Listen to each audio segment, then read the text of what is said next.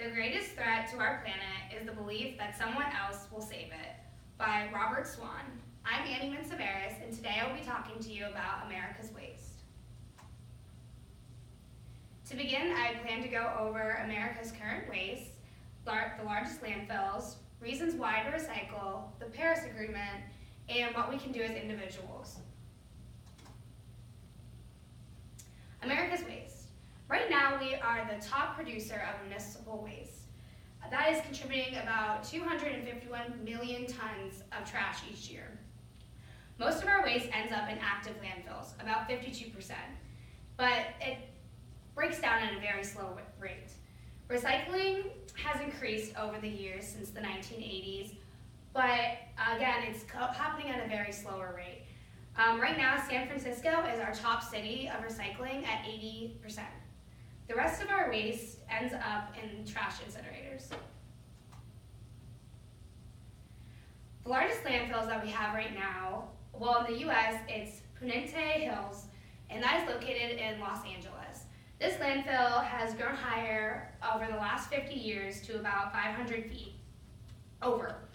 In the process of covering this landfill up, they've decided to put dirt over it to eventually build a park on this landfill. What happens with closed landfills are they eventually cover them up with dirt to the point where we can actually build on top of them because there's nowhere else to build because trash takes up so much space. Worldwide, the Great Pacific Garbage Patch is the largest landfill that we have. This is a giant piece of plastic floating halfway between Hawaii and California. It has grown over 600,000 square miles, which is twice the size of Texas now. And cleanup is underway, but at a very slow rate because only so many people have the ability to get out there and start cleaning it up. Why we need to recycle. We need to recycle because no one wants to live next to landfills. We need to start paying attention to people in the community that have to live next to these large amounts of garbage. By recycling, we are reducing the need to destroy habitats of plants and animals. We are losing many plants in the Amazon right now because we are just not recycling in those materials.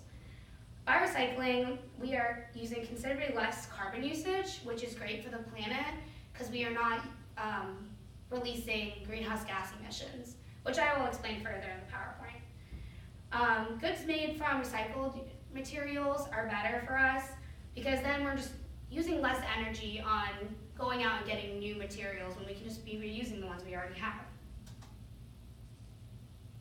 The Paris Agreement. This agreement is for all the nations, and it focuses on the threat of global climate change by keeping a global temperature rise this century below 2 degrees Celsius.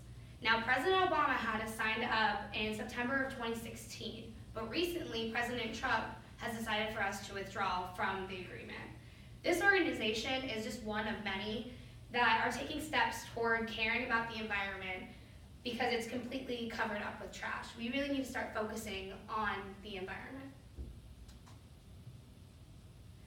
It all starts with you. Everything that we do affects something else. Me throwing away my garbage instead of recycling it will affect somewhere in some bigger picture.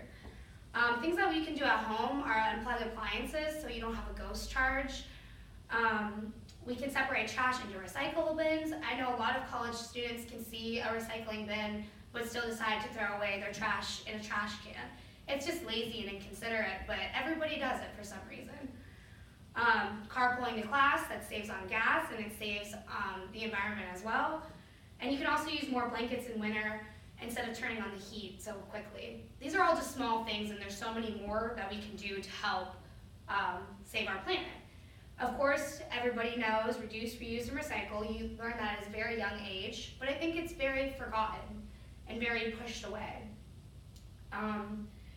These small activities can help the environment also by using less fossil fuels and causing the Earth to heat up from the greenhouse gas effect. So what this is when the Earth is overheated, when we have too many greenhouse gases floating around the Earth, the regular heat inside the Earth from the sun cannot escape because the gases kind of build a shield over the Earth, which isn't good, which is causing our Earth to overheat, which is causing global warming in a sense. So in conclusion, recycling is a very overlooked topic. Everybody knows what it is, yet nobody's really taking serious action to do anything about it. Bigger cities are doing a little bit more, but smaller cities, it gets forgotten, and we can't let this happen anymore. So we need to start paying attention to our surroundings and start spreading more awareness. And we also need to think about future generations. I personally don't know how I would feel about bringing a child into this world one day if my child is going to be living on piles of garbage. So today, this is what we need to think about. Thank you for listening to my presentation.